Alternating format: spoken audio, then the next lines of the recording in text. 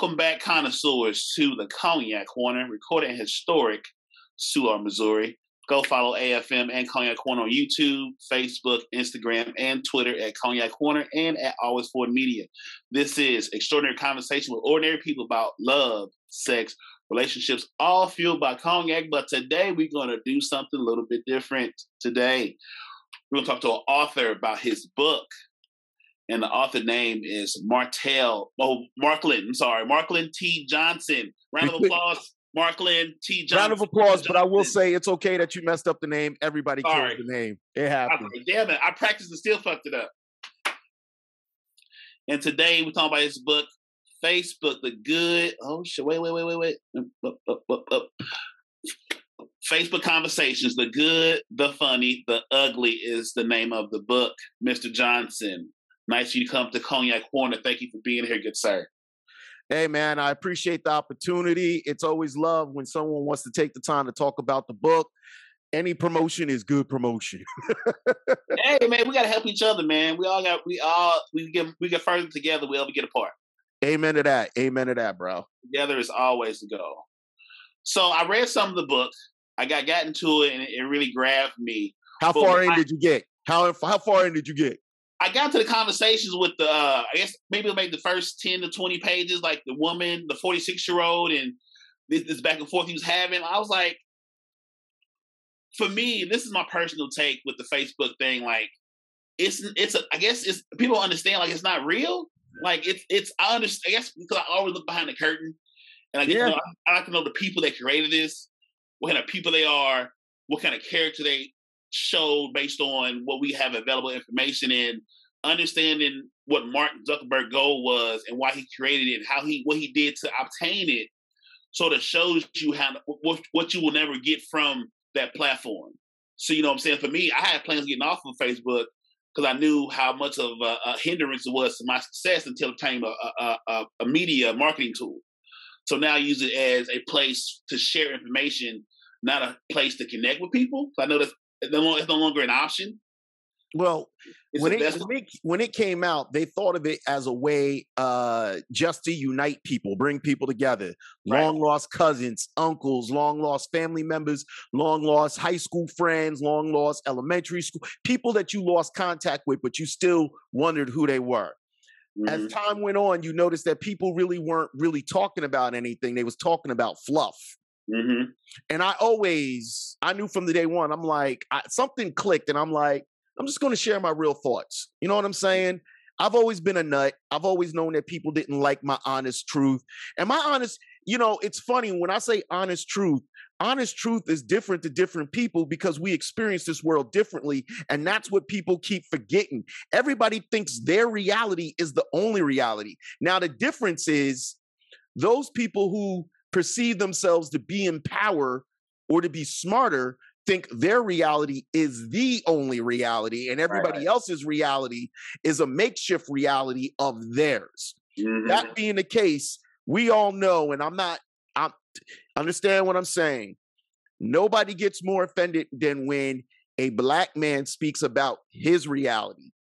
No matter what level of truth there is, they don't. And here's the thing. When I say that, I'm not saying that everyone is racist. What I'm saying is this world, this country that we live in has established that a Black man's voice, a Black man's unapologetic voice, is not a voice to be recognized. We could dance, we could run behind a ball, we can make you laugh, we could do everything to keep you entertained.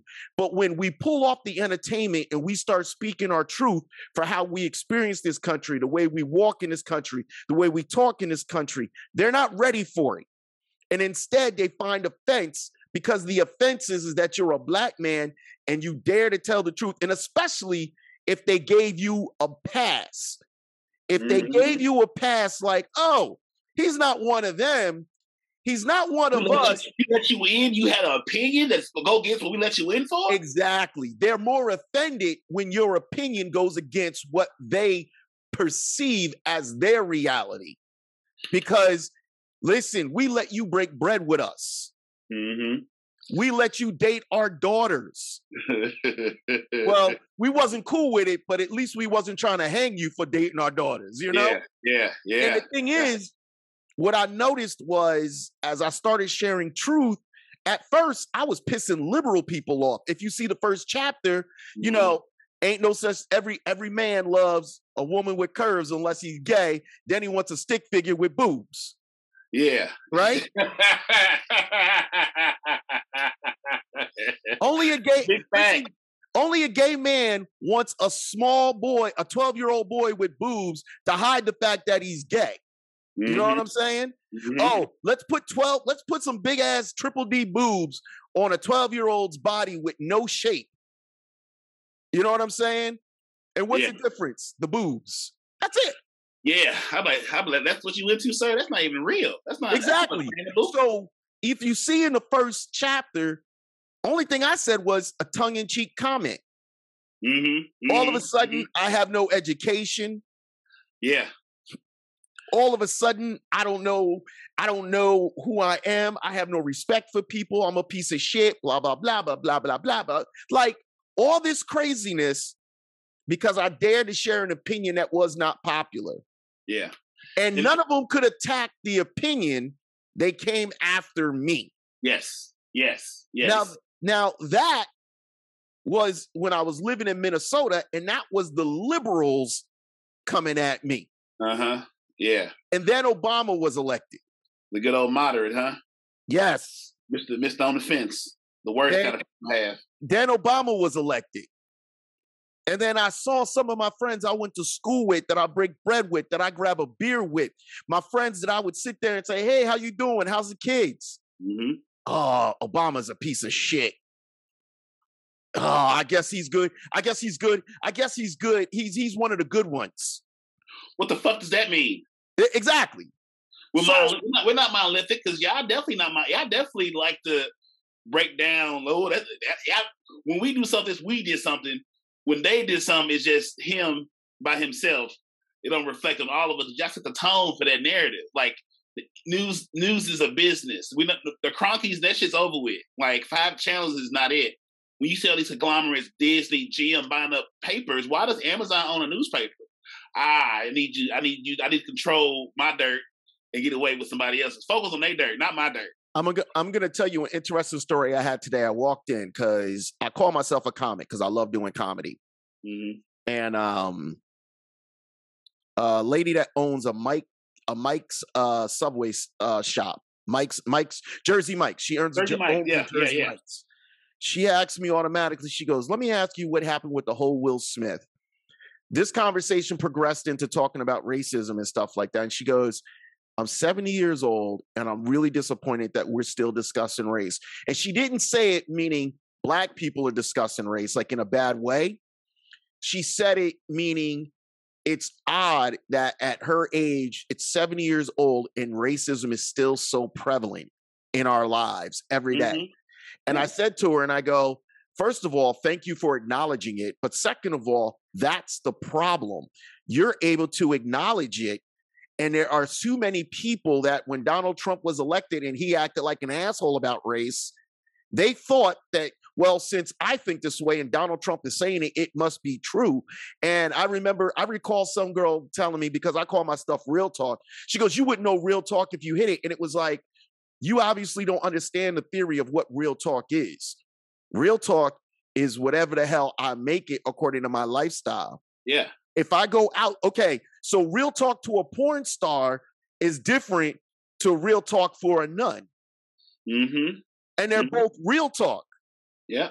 But if your brain can't capture into that because you're so busy trying to win points and trying to win talking, like I want a talking point amongst my friends. You listen to reply, not to understand. That's the difference. Yes. You're not trying to understand what's going on. You just want to reply because I have to put that Black man in his place. This is my chance. This is my chance to get these rocks off. I've been holding on. Yeah. And here's the thing. The funny thing about it all is, as you read along in the book, which I'm pretty sure you're pretty engrossed into it now at this point, and you could put it down, but you know you're going to pick it up in like a week and be like, hold on, let me see what else is in here. The idea is you get to see people at their worst over the dumbest shit. You get to see people using covert racism and acting like they're not racist. You get to see people, when I ask them questions about racism, call me the racist. Because I dare talk it. Because I dare talk about it. So when people throw out the racist word so early in the conversation, because you want to stop it, because you want me to reveal you. So you want to throw the steak over here because I'm getting closest to your ass. Yes, we're having a conversation. I'm disrobing you, and you see it come apart. So to throw hot word racist. Wait, nah, nope, not letting you do that. Nope, put that over here. We go back on your ass, back to it. We're gonna break this down to the molecule because you're not gonna throw me off the scent because you want to throw the word racist out. Not the one. Not gonna do that. And here's the thing. The reality is that racism is different to everyone, meaning their experience of it. Mm-hmm. What I always say is, no matter how you look at it, no matter how you want to talk about it, no matter how much you don't want to talk about it, if you can't have that conversation, then you really are not part of the solution. Yeah. And telling, I had a gentleman say to me one time, as big as your voice is, you should be using your voice to bring everyone together. And I said to him, everybody can't go. And what I said to him was, who are you to tell me how to use my voice? Who says I'm not? Because I'm not using the way you want to. Exactly. It's you don't want a man of color to have a voice of impact. Mm-hmm. You don't want a man of color to have a voice that voice is shedding light on an issue. You don't see me going out there saying shoot white people. Mm-mm. You don't see me going out there and saying every white person is a racist. You don't see me going out there and saying fuck every white person that exists. What you see me saying is we experience this world differently. Let me tell you my experience. Yes. Let me tell you how I have envisioned how this world has happened. Now, with regards to the book, by the way, I got to do a shameless plug. Please, hey, let's see it. It is on Amazon. Facebook Conversations, the good, the funny, the ugly. This is actually the second book, which a lot of people don't realize. The first book is Lessons from a Shit Talker. I like that. Now, it's weird. As I'm doing this, because I've done this for a couple of interviews, it's still weird to me that I just showed you 2 books I wrote. Right. It's still weird to me. And this goes back to the conversation you and I was having about when you and I were discussing the reality of being a creator. Yes. And how, sometimes people accuse you of dipping into different avenues. And it's like, no, I'm not dipping into different avenues. My mind, it's in my head to do this shit. I'm exploring my interests. My interest not singularity, it's multiverse. Because exactly. If I enjoy reading books over here, it makes my conversation better over there. If I like working out here, it makes my endurance in dealing with bullshit better. So nothing works if individual parts. So we're not an individual or one single thing. Like we're multifaceted, multidimensional beings that we have different things that we need to fall into for something else to be better. You might be a great athlete, but every athlete want to do a song, want to do a movie, because they're not just athletes. They were a whole different person with interests before they got to be in their athletic superiority that they became to. But they only did that because that's the way to get out the hood. If the shit they like actually paid well, they probably wouldn't have been on LeBron. He'd be like, I'm going to go ahead and do this paint shit or whatever this other thing was. But the economics of my situation says, because I have this talent and I have a purchasable skill, I have to lean into this until I can fund what I really want to do in life. We see it all the time. A rapper want to be a singer want to be a rapper or an athlete, because no one's one dimension. And it's knowing your lane. Like my thing was, I went to school for IT, but I've always had this inner burning desire to do something bigger and better. Yeah. And I'm not going to sugarcoat it. I'm not going to hide it any longer and say, I'm not meant to be sitting in 4 walls and not creating something. And right now, in real talk, anybody who's just in the earshot of my voice, I could get evicted from my apartment any day. Mm-hmm. And I'm not saying that because I'm proud. I'm saying it because it's a reality. Mm-hmm.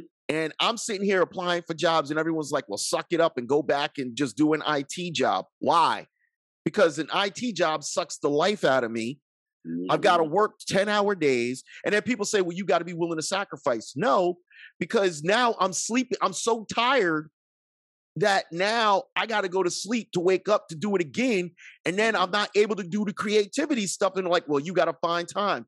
They're like, sometimes talk to the wrong people. Talk to the wrong people. When people tell you that kind of stuff, they don't understand that that thought is so overpowerful. And I remember reading something, and I don't want to do it by any means. Steve Harvey said he lived in his car for 2 years, even after he started making money. Mm-hmm. Right? Lived in his. Now I don't know if I could do 2 years. I don't. But if I have to put some gas in my car and drive around and put all my other shit in storage, if that's what I don't want to do it, and I don't want to speak it in existence. I'm hoping I find something that I can do to make some money. I'm putting myself out there. But the point is, I love what I do. Yeah. This is what I do when I'm good at. I'm a content creator, and I'm not a content creator like all these other jokesters that are out there. Like, I got a friend of mine who's getting $500 a month from TikTok. And he's trying to tell me how to do it like him. And I'm like, bro, did you write 2 books? Yeah, I'm with you, bro. I'm like, and here's the thing. What I'm trying to say to him is, yeah, my minute is not right now. But when my minute hits, I've got 2 books. Imagine something happening tomorrow and I blow up. Mm-hmm. And now I've got 1 million people, right, following me, loving me. Mm-hmm. Let's say 10% of that million people, which is 100,000 people, go out and buy both books, right? So the one book, let's say I make $6 for every book because I self-published. I just made 600 grand overnight. I just made it. You see what I'm saying? Yeah, to no sacrifice to who you are. People want to sell away your dream because they sold theirs. You gave up on yours. Don't make me give up on mine because you gave up on your shit. Nah, player. There's some people are alive, but they already dead. That's just scary. I'm putting myself out there. I've got opportunities. I'm talking to some people because I want to do comedy shows for veterans, for senior citizen homes and stuff like that. Just so I know I've got some money coming in and I'm running the business side. And I've got opportunities between Miami and New Jersey to pop something off. Yeah. So it's just doing the due diligence and getting it, and a little overwhelming because I got to do other stuff. I don't have nobody organizing this stuff. Mm-hmm. It's just me. Yeah. But what I'm telling people is there's a dream that you have to have. And part of that book was the dream. It was, I knew I had to buy into being a little bit of an asshole and bite the bullet and say things that people don't want to say. Just this afternoon, some chick wrote that she's an alpha female and she's tired of men gaslighting her. And I said, did you ever think maybe it's not gaslighting, it's miscommunication? Yeah. Communication styles is very key. If you... And the reality is, and this is a reality that a lot of people just don't think about, and I believe this, because a lot of women have been empowered, a lot of women don't know how to deal with being alpha females, and they want to be non-alpha females. They want to meet a man that'll out-alpha them. Yeah. But here's the deal, and I say this, and even women who are empowered women say it. When a real alpha walks into the room, he ain't going to put up with anybody else trying to play the game of I'm a bigger alpha than you. The first thing they're going to do is shut down that alpha energy, or they're going to walk out and say, you know what? I'm going to let you have this room. I'll find another room where I can be an alpha. I'm not running scared from you, but you see it with animals all the time. Mm-hmm. You know what? You want to piss in this room and you want this to be yours? Go ahead. Not a problem. I'll go right over here. And a lot of women don't understand this in the relationship realms. You know what I mean? Ain't no man that's an alpha going to walk into a room with a woman that's an alpha and be like, yeah, I'm going to let her be the alpha. No, you're not. I always find it interesting, like women be like, had this list of things they want in a man. I'm like, okay, keep going. So why would that man that you just made up in your head, or you whatever you think this man is, won't you? You gotta be lovable to be loved. Why we want to love you? Why would that man, he has all those things you feel he should have. Why would he want you? Because you got none of that shit. I'm glad that you said that. I think that a lot of us, and I love the fact that the basis of your show is usually love, sex, and relationships. Mm-hmm. I think the basis of a lot of our relationships, we've gone away from emotional connections, and we've gone into logical and business connections. Is it a business move if you and I get together? See, back in the day, excuse me, mom and dad, and I'm 49 years old, mom and dad didn't make business moves. I love you. I see the potential of us having a beautiful family together. And I don't care that I'm stone cold hard in my heart. You found a way to penetrate my heart. Yeah. So I want to be something special with you. Yeah. Today, and I'm sorry, it's more so coming from women. It's not an emotional connection. It's a business connection. It's a logical connection. Hey, I make $250, you make $350. Together, we're gonna make $600 grand together. We're gonna do this beautiful vacation in Punta Cana, and every year we're gonna have Mercedes in the driveway in this beautiful home. Okay, but then here's the thing: if I really don't love you, other than a business deal, if I don't really love you versus this is logical for us to be together, and maybe I'm living in a fantasy land. But I want a woman that I absolutely love and fucking adore. I want to like you. I want to say, hey, what is my friend I'm having sex with doing? That's what I want. You know what I mean? Like I am friends, and I enjoy your company, being around you first. Then let's get the rest of the shit. I gotta make money, bro. There's a girl that I'm cool with that I'm knocking that back out, and we're not connected on any emotional level. It's come over, let me bang your back out. Yeah. You like banging me, I like banging you, right? Yeah. I got another girl that I stopped talking to who I fell in love with her emotionally wise, but I'm not attracted to her sexual wise. Yeah. And it's not that she's not attractive sexually, but she stimulated me mentally. Yeah. So I got the best in two different women. And the thing is, if I could find it all in one woman, I'd be a happy camper. Yeah. You know what I'm saying?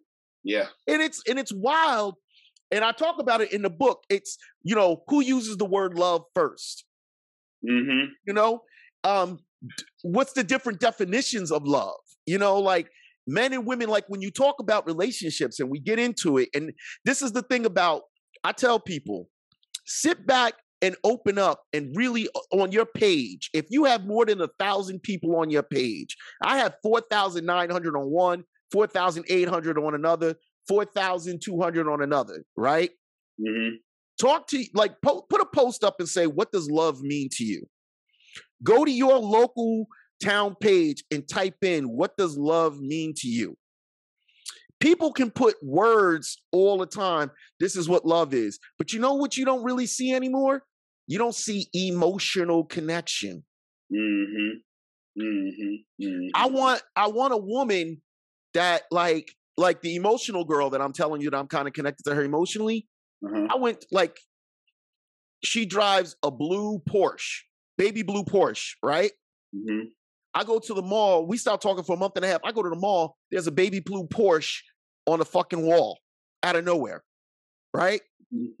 I go to a comedy show. She used to own a wolf. The comic goes up on stage and has a wolf on his shirt. Who owns a wolf? A wolf? Exactly. Like she owned a wolf, right? Oh, wow. Now here's the deal. What's the chances of that shit happening to me? You got, you know how to see the word for what it is, not for what it ain't. Like in my head, somebody is telling me that I need to work it out with her. And not work it out marriage-wise, but friendship-wise. Yeah. So I'm working on that. I'm trying to figure it out. But here's the thing, again, I'm willing to admit the emotion behind it. Now, the only part that's scary out of it is she going to think that I want to get married to her or that I'm in love with her? And it's like, no, it's like loving one of your homeboys. Like, yo, man, when you're not around, life just don't seem the same. I love having you around. I love talking shit with you. I love, you're my dog. I ain't gay. Yeah. I don't want you like that. I kind of look at her almost like I could sleep in the bed next to you and not have sex with you, but I could hang out with you and just love being around you because what we do and what we talk about and how we are is just so beautiful. She brings level of peace. Yes. Even through this bullshit, dealing with her brought a level of peace and resolve within me that I didn't know was there yet. Yeah, I like to say, I think we're all a bunch of locks. If different people have different keys to unlock things. And I always feel I don't like when people like I spent 10 years with this person. I regret it. Like that's not true because you did things with that person, you experienced things, saw things, had conversations you had with that person that now, of course, you think bad about because it ended maybe bad, but like that person brought something out of you that you wouldn't have done it without them. You know what I'm saying? So it's like understanding season, reason, lifetime. You know what I'm saying? So like you ain't taking a Ferrari to the grocery store because that's not what that Ferrari's for. Say that shit again. You take that motherfucking Range Rover. You understand what's for what. And also that Ferrari got a high ass insurance, maintenance. It should look good on your screen. It do. Especially in your garage. It's a whole different problem. You gonna wish you bought a Range Rover. It 100% do. And I have to say that one of the realities that we have to deal with in life is I respect empowered women. I know it sounds odd to some people. I love empowered women.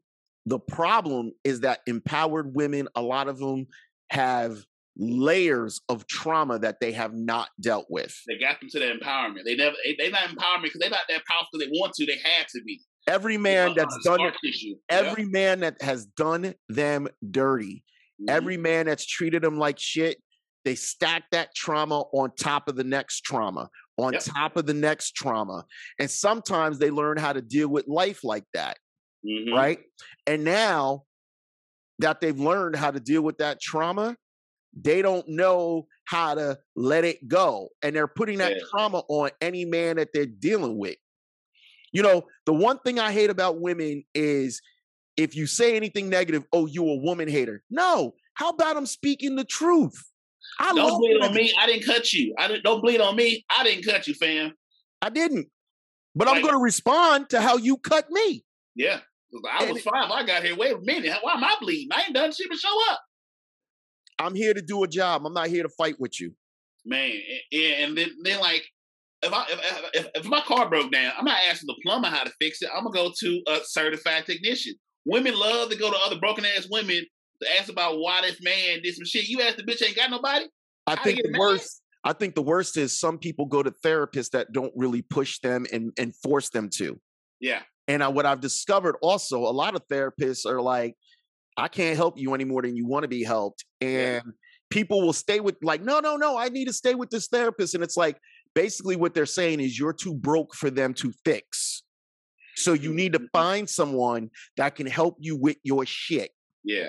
And until you find until you find someone that helps you with how broken you are. And listen, we're all broke. Yes. I deal with abandonment issues. I don't know why. I had a mother, had a father. They were together. They were married till the day my mother died. My dad never remarried. You know what I'm saying? But at the same time, and this is my honest to God belief, for some reason, I don't like it bringing people in, getting emotional with them, and them leaving. I've gotten better with it that now I recognize, yeah, you're not really who I want to be with and mixed up in. You know what I mean? I recognize it more now. But again, I know where my damage is. Yes. I know, listen, if I hear you talking about treating a man like shit multiple times, trigger. I know what the fuck's going on in your head. You can't fool me. What they say, you can't play a player? Yeah. You know what I'm saying? Like, I get it. It's, as we go through this life, and I want you guys that are listening within the earshot to understand what I'm saying. As you move along in life, the first thing you need to do is be honest with yourself. When you're honest with yourself, and when you tell the truth about yourself, you'll discover so much about yourself. And one thing I've learned is you can't keep people in your life that don't want to be there. Open door policy over here, baby. I'm not going to hold you. You can put yourself out there for them. Hey, this is what I'm thinking. This is what I want. This is where I'm at.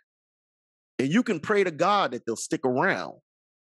But if somebody doesn't want to be around, it's like a wild dog. If every time you open that cage, that dog leaves your yard and doesn't come back, but you go out and find it, eventually that wild dog is going to kill you because it wants to be free. Yeah. And the wild dog figures out, if I kill this motherfucker, I'm free forever. That's what happens when you try to bring people into your life that don't want to be there. Season, reason, lifetimes. You gotta know who here for what. You didn't got a baby with a season. Now you wonder why your life is terrible because she wasn't supposed to be here that long. She's supposed to be for a couple months. You're supposed to do what you're supposed to do.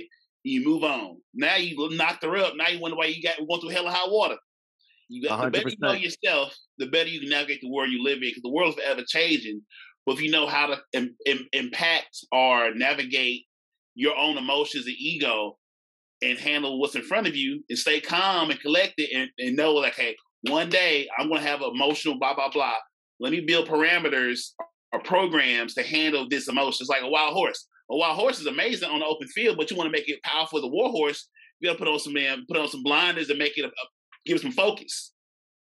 Well, emotion, you got to have some harnesses to make it work in your advantage. Because if not, it'll take you all over the fucking place, and you got nowhere.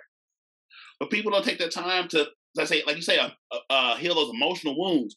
We'll go to the hospital for a gunshot wound, broken leg, go through therapy, get the shit right and heal up. But we get broken hearted, we just go back to another motherfucker and we bleed on somebody else. Now we gonna hurt them. They gonna bleed somebody else. Now we doing this cycle of this butchering and cuts because we didn't take the time to say, you know what, I got fucked up. That shit hurt. I'm bleeding all over the place. Let me heal my emotional wounds up and see how can I not do this again. And let me learn the lessons I'm supposed to learn because lessons unlearned are repeated. And that's what it is. You're doomed to repeat it. Like, you have to ask yourself, why are you still repeating it? Like what I said to that girl earlier today when she was just like, I'm an alpha female and all these dudes. It's like, well, if you're an alpha female and you keep meeting these bad people, what's the consistency? Mm-hmm. If you keep meeting these bad beta male, no, you don't, because you're gonna eat his ass alive. He actually care about you. You want to be a team player. Or you soft, you weak. I'm trying to make this shit work. You want to be motherfucking Wonder Woman? You don't want Superman? All right, I'm gonna be Batman. Oh shit! Nah, okay, this ain't gonna work either. There comes a point where people have to say, "Get in where you fit in." And I was talking about my friend about this earlier today. Get in where you fit in. Mm-hmm. If you know that, like the girl that I was telling you about earlier, there was just signs everywhere. I basically put it out there for her. I said, listen, I don't like the fact that we're having this discussion via text. Mm-hmm. Texting leaves too much confusion, interpretations. You still there, sir? You still there? You broke up? I don't know how there you go. There we go. Yeah, you're right. Text it. You lose so much in translation. Pull up on me. Call me. We talked all the time. We would call each other at the weirdest times. She was getting a pedicure one day, and I called her just because we were texting. I'm like, I'm tired of texting you. And I'm like, if you're getting a pedicure, why are you calling me? She's like, well, it's you calling me. I'm like, okay. So I've got a little bit of juice that if I call, you're going to pick up the phone. Yeah. So I put it in her lap. If you want to work this out, give me a call.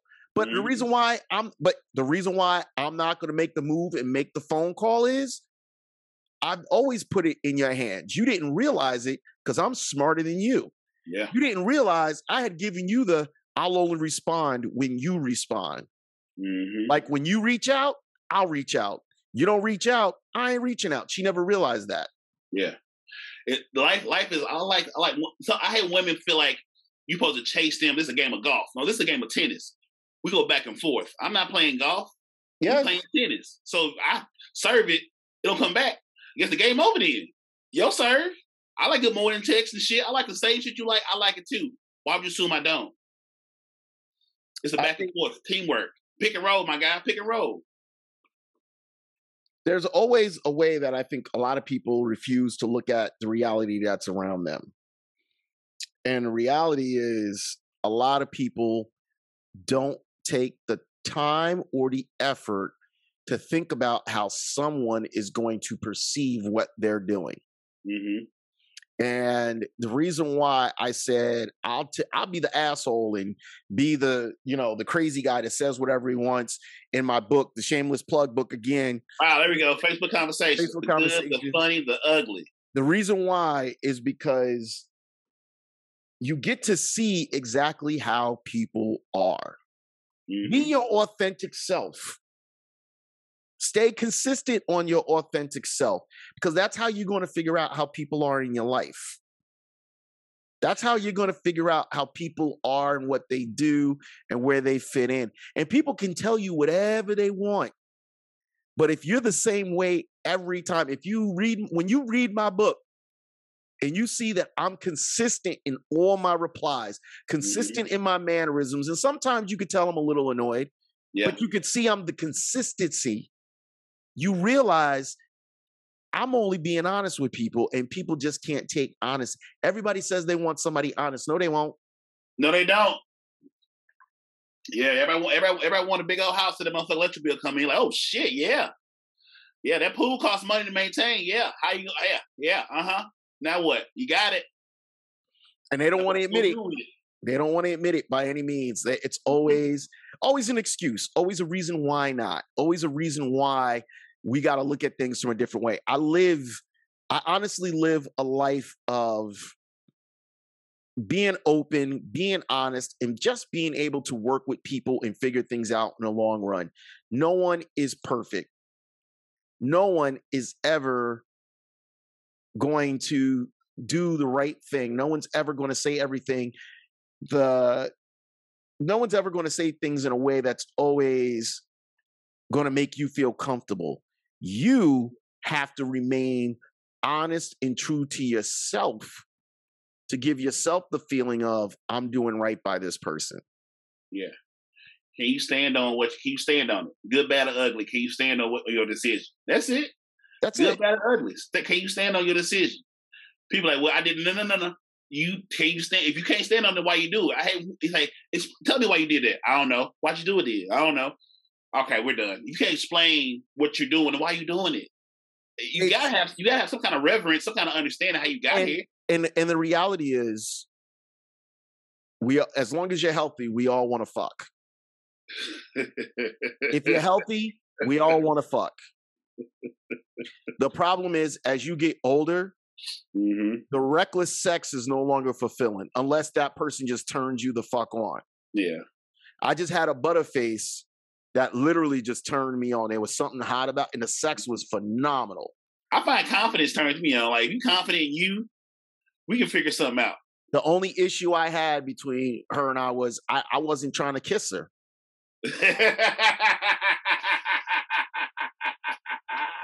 I could smash all fucking day.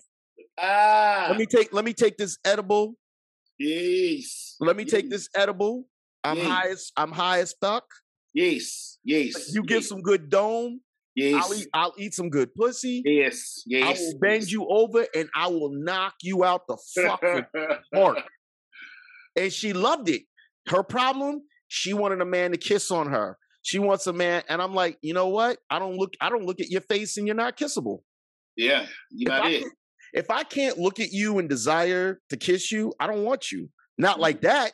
Yeah. But I can look at you from the neck down and be like, ooh, she need to get smacked down a little bit. I compartmentalize. I can make this make sense. If I take this away and focus right there, this is what it is. Yeah, that's it. Damn. It's an amazing thing. Now, I did want to talk about real quick, because I do appreciate this opportunity.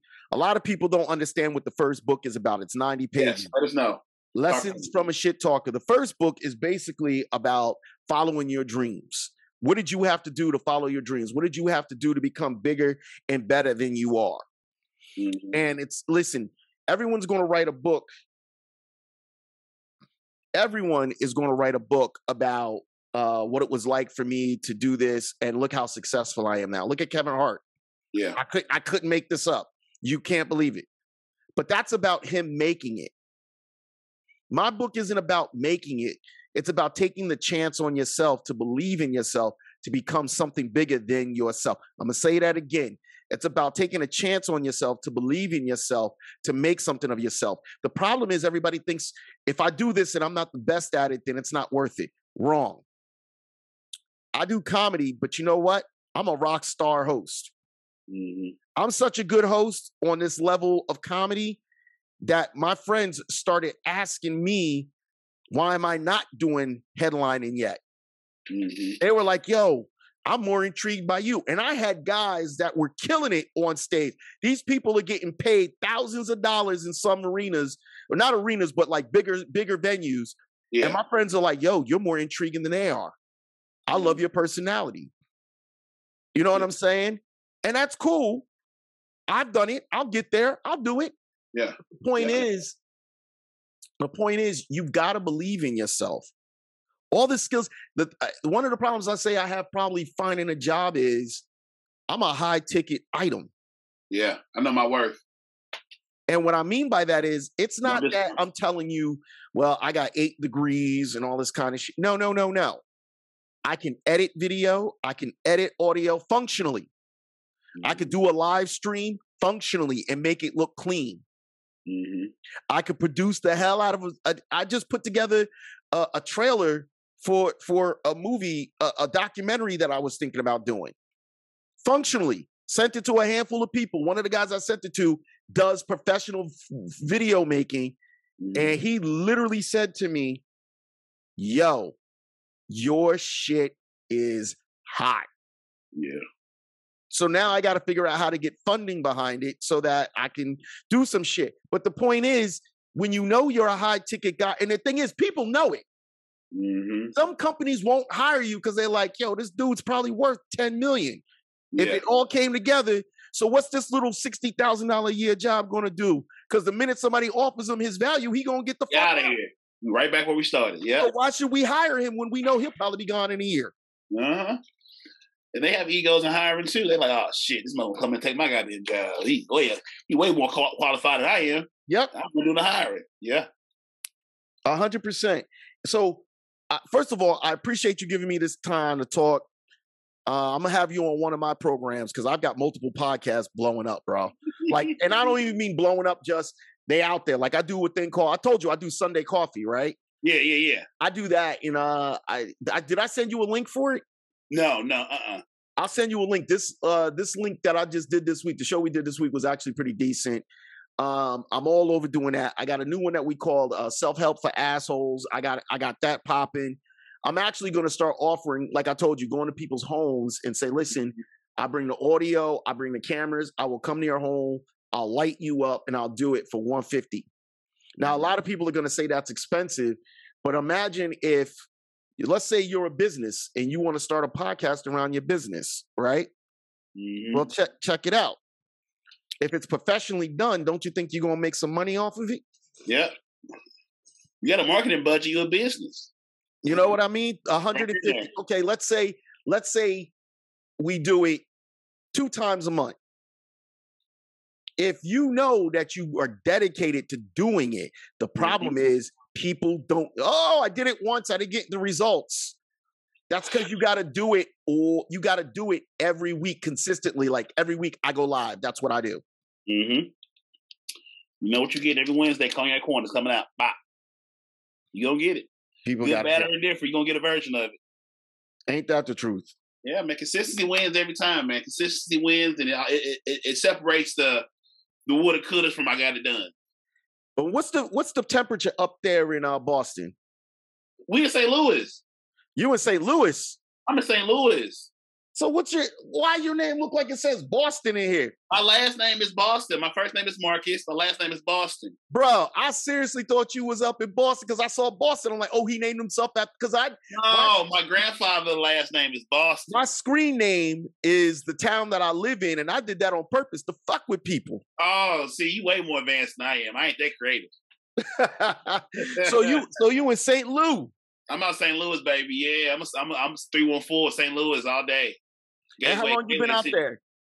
I was born in the Bronx, but I grew up in St. Louis. So from the age of 3 until now. Okay, because that's a different flavor out there in St. Louis. Man, dog, it's St. Louis is a place where if you make any traction here and choose to leave, you'll eat the rest of the world up. Because St. Louis is such a, I always tell people, this is the last slave state, guys. Everything here is last because you got to understand history and context. They're fighting for pennies. We make more money together. Like, why y'all crafting a barrel? You gotta ask me, why the fuck is there a barrel here? Like, why are we over nothing? I will always say, unfortunately, that's a bad habit that's been left in the Black community, because the Black community is always, well, if I make it, I don't want to see another Black man make it, because that's going to take away from me. And here's what I tell everybody. I give away knowledge to people. Yeah, I said, let's go. Let's get it. Come on, let's be a team. Let's go. You want to do something? Let's get it. Let's figure it out. I'll be honest with you. A lot of the stuff I do, I end up doing with white women, and people are like, "Why?" And I go, "Because they're down to get the job done. They ready to work. They understand. They understand. They understand. I gotta suck it up because this is what I got to do if I want to make it." Unfortunately, a lot of black women, oh, there ain't no money in it today. I don't want to do it. Even a lot of young white girls these days, it's the middle-aged white women that are like, yo, let's put in the work and see what we can do. Yep, let's see what happens. Right? Yep. And I've been doing this for a long time, and people will be like, yo, that's that. Like, people are slowly starting to be like, yo, that's that dude. Yeah. Like, he knows what he's doing. Like, they know. And they come to me and they ask me, oh, how would you do this? And what would you look at this? And blah, blah, blah, blah. It's wild. You know what I'm saying? It's wild because at the end of the day, all I'm trying to do is pay some bills, get out here, tell some jokes. You know, listen, as long as I follow the path, I'm all right. And like I said, I ain't trying to live in my car. I'm trying to do whatever I got to do. I got like 20 job applications I got to apply to and get through. And the only thing I want to do is entertain people. Yeah. And I don't mean it in a very, gesturous way. I mean it in a very educate you, but entertain you at the same time. Bring people together with our natural thought path of we are all the same. We laugh at the same shit. We think the same fucked up shit. Mm-hmm. We do. We got to stop being angry at each other over. Like, listen, I talk about racism. I'm not mad at white people. Mm-mm. I'm mad at racist. And unfortunately, they weave and blend themselves in with everyday people all the time. Yeah. That when you talk about it, you got to talk about it out loud. Just like when women, every man's a sexist and blah, blah, blah. They don't take the time to say, no, Michael's sexist. They be like, nah, all you motherfuckers are sexist. Figure it out. You know what I mean? And I think for me, my parallel to what you were saying was I think when I found podcasting and like most of my life, I'm only 37. So like I spent my 20s not trying to fuck it up. Like I said, I don't know what I'm here for. I don't know what my purpose is, but I know the traps that are built into this machine to make sure I don't get there or make that path harder.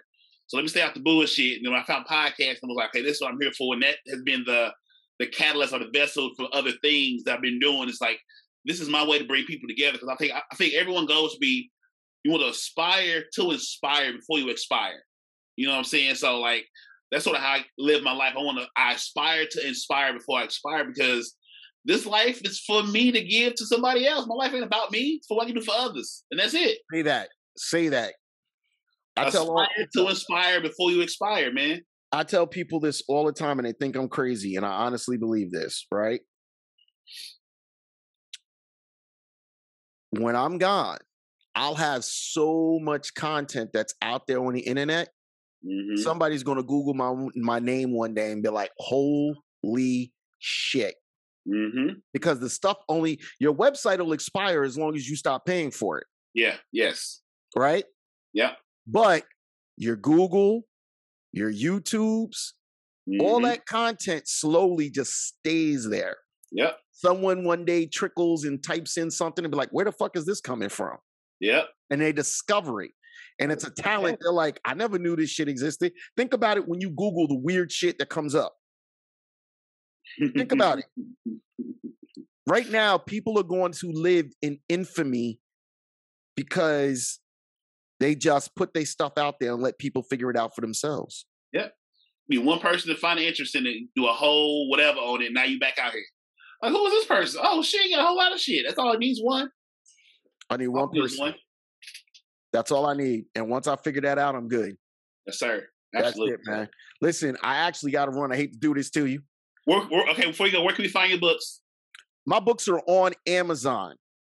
If you go to Amazon.com, type in Lessons from a Shit Talker. It's also on Kindle. So if you have Kindle, you can find it there.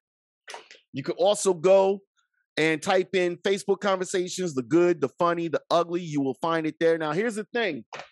If you cannot find the books, type in my name, Marklyn, MarklynT, Johnson, JOHNSON. It'll list my 2 books there. I do have a 3rd book coming. Just to give you a little bit of an identity, the 2 books I'm going to put out. The 3rd book I'm going to put out is really going to talk about racism from a middle-class black man growing up in a white neighborhood. Mm-hmm. Now, it's not that I grew up in a white neighborhood. I grew up in a white town. Mm-hmm. So my block was black. Yeah. But my town was white. Yes, sir. And it's the experiences of it from a child to an adult to talking about racism as we see it as the bigger picture. Yeah. Now, it's going to piss some people off, but you want to know something? If I don't ruffle your feathers, I'm not doing my job. Yeah. Rather be hated than ignored. Amen to that. Yes, sir. Well, Mr. Johnson, I appreciate you, King. I think you come to Cognac Corner.